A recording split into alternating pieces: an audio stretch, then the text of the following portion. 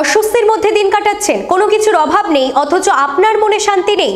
যদি এমন সমস্যায় দীর্ঘদিন ধরে ভুগে থাকেন, সেক্ষেত্রে প্রেমানন্দ মহারাজের এই কয়েকটা কথা একটু মন দিয়ে শুনুন। দেখবেন আপনার মন শান্ত হবে, নিজেকে সহজেই কোনো কাজে মন বসাতে পারবেন।